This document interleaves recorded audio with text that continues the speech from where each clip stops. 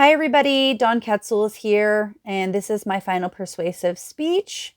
Today, I would like to discuss with you the current civil war America is fighting to maintain democracy against the long dream plan of the Communist Party to overthrow America. This fight includes the exploitation of racial division, bloodshed, and massive destruction of property. America, we need to wake up. We need to unite against tyranny. United we stand, divided we fall. As early as the 1920s, communists sought to exploit racial differences in the country as the weakest and most vulnerable point. They theorized that if they kept pulling at the fabric, they could divide the country. They've done that, haven't they? In the book, Color, Communism, and Common Sense, Manning Johnson, an ex-communist, depicts the blatant use of the Black community to sow division in this country. Black rebellion is what Moscow wanted.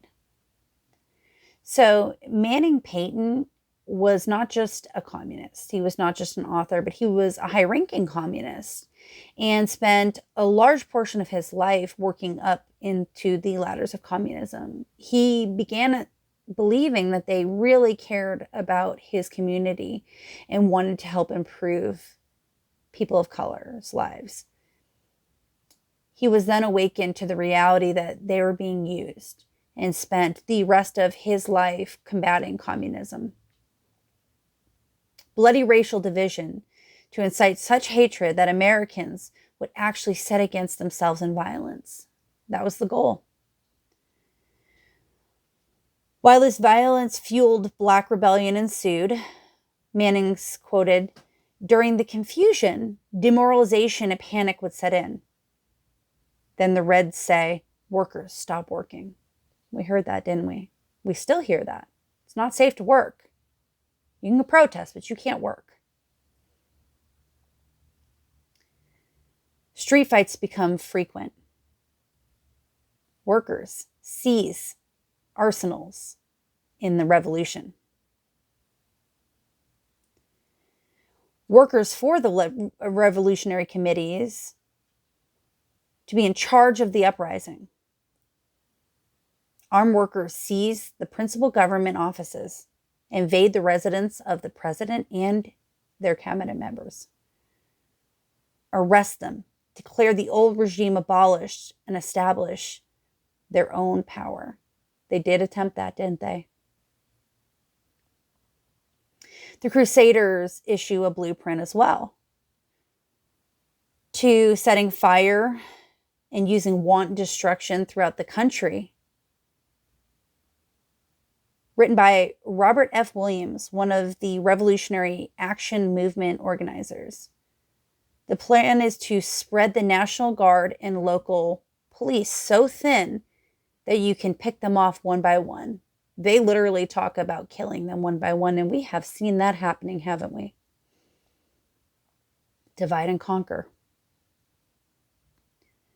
The plan is to spread thin the National Guard and local police to effectively dismantle and even ambush effectively one by one.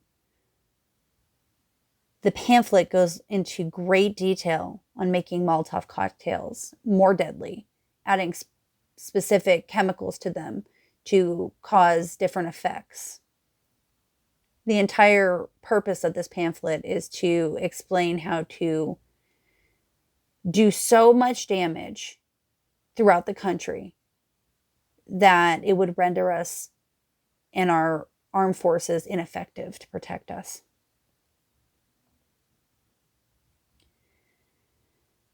Specifically targeting government buildings and offices, which we've seen happen many times. I want you to take from this that these are not new ideas. This has been in plan for a long time. This is under the guise of socialism. But let's look at that for a moment. More government, more government, more government. More government involvement has been the answer to this entire lockdown, hasn't it? From any democratic leadership? Well, that's communism. That's not democracy. And that is the point.